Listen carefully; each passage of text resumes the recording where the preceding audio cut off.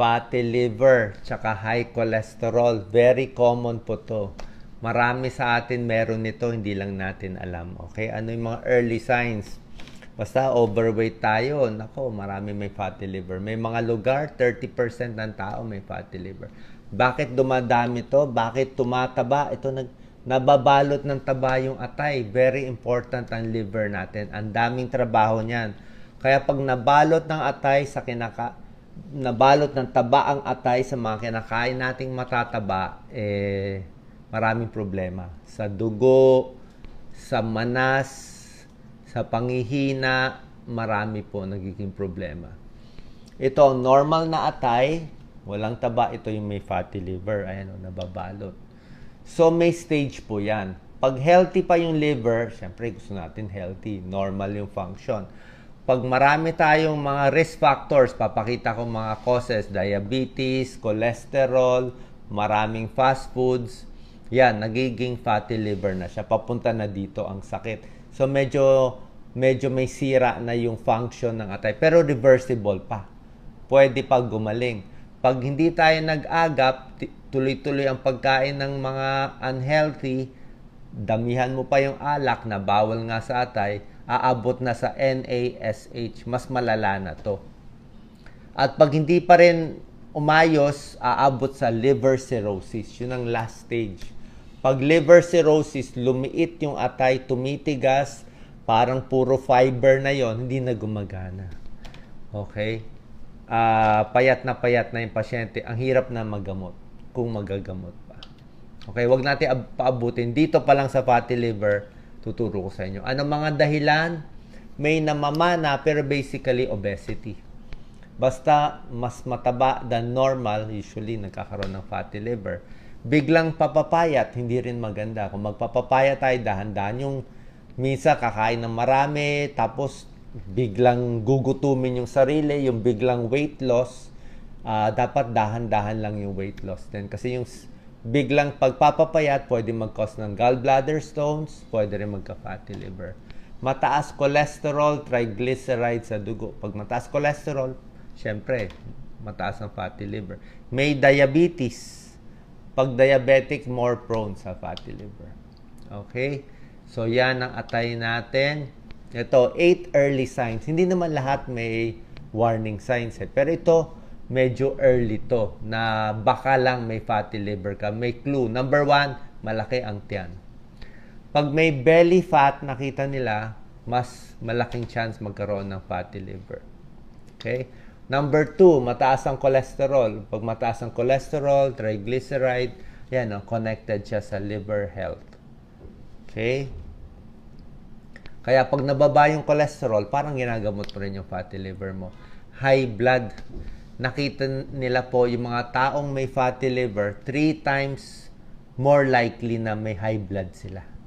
So pag may high blood kayo, pa-check na rin yung ultrasound. Pa-ultrasound na rin yung atay, baka connected. Pareho kasi risk factors eh. Overweight, maalat, matataba kinakain, nagkaka-high blood, pati fatty liver. Okay?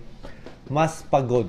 Ito hindi naman lahat, pero pag nasisira yung atay, mas laging pagod, laging fatigue, yan o. Pwede rin masakit ang ulo. Yan. Ito hindi rin ganun kadalas, pero pag sumasakit na po dito sa right upper quadrant, andyan yung atay natin, maraming possibilities, pero usually connected sa liver or gallbladder. Pag masakit dito, pag very sharp pain, pwedeng gallbladder stone, bato sa abdo. Pag masakit lang, pwedeng namamaga yung atay, fatty liver, or baka may bukol. Ayaw rin natin may bukol. Masama po yun, may bukol sa atay. Malakas kumain. Okay? May isang pag-aaral, pag nag-binge ka sa very oily, mga fast foods, nagugulo agad yung function ng liver mo. Tumataas. 'Di ba? Kung napanood niyo yung Super Size Me, 'di ba dati may isang, I think writer siya, sinubukan niya araw-araw siya nag-fast foods, 'di ba? Tinry niya lahat fast foods, lahat matatamis. I think after 1-2 months yung SGPT, SGOT niya, liver enzyme niya, lahat tumaas, nasira yung atay. Ano? Laging gutom, laging naghahanap ng sugar, pwedeng isang sign na may sira din yung liver. spider veins, okay? Ito, nakikita to hindi lang sa fatty liver, more pa nga to sa liver cirrhosis or sa liver cancer. Minsan nasa muka, nasa dibdib, nasa tiyan, nasa balat natin, may makikita kayo parang spider na ugat-ugat. Pag diniin mo siya, nawawala yan, mawawala. Pero pag binitawan mo, babalik ulit. So, pwede nagbabara yung mga ugat, okay? So, nag-accumulate yung mga fats, hindi po maganda yan. Nangangati, makati kamay, makati ang katawan. Minsan kasi, pag naging fatty liver, or baka may problema sa gallbladder, nabablock yung bile. Ito yung kulay green na pangtunaw ng taba. So, pag nablock yung bile, nag-iipon sa katawan, kumakati. Okay, nangangati. So, ito yung mga early signs ng fatty liver. Pero syempre, pag umabot na sa liver cirrhosis, yung mas malala, iba na yon. Maninilaw na yon, yung madilaw na yon. Tapos lumalaki na yung tiyan, ascites, barado na. Ayun, mas serious na yon. Tapos meron pang palmar erythema, namumula na yung kamay, more spider angioma, namamayat na, yung pag nasugatan, hindi na gano'n nagbubuo yung dugo. So, iba po yon. Pinakita ko sa inyo, early signs, early warning signs na baka nag-uumpisa na masira yung atay. Gusto natin prevention eh, 'di ba? Paano makakaiwas? Ito yung mga babawasan natin. Puro fast foods tulad nga na sinabi ko sa inyo. Mahirap kumain ngayon. Very fatty, lahat prito. Anong test gagawin? Blood test and ultrasound para ma-diagnose. Blood test po, SGPT, SGOT. Ito lang dalawa.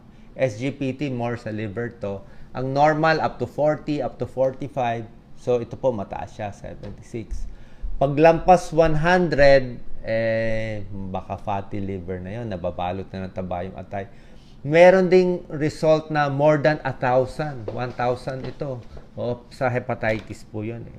Magang-maga yung atay. So, ito, pinapacheck natin. Ultrasound. Normal ultrasound. Ito, pag ganito itsura, makinis na siya, fatty liver.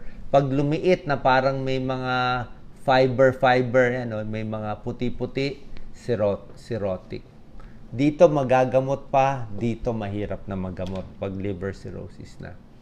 Dati, ang liver cirrhosis, alcoholic eh, di ba? Yan ang cause eh, malakas uminom ng alak. Ngayon, ang fatty liver na ngayon ang number 1 ayon sa isang doktor. Ito na number 1 cause ngayon na umabot sa liver cirrhosis.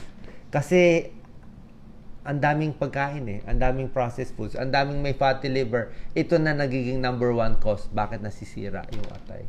Sa dami ng kumakain ng mga unhealthy. So, bawas sa fast foods, balanced diet, tama lang yung carbohydrates, tigil alak, avoid.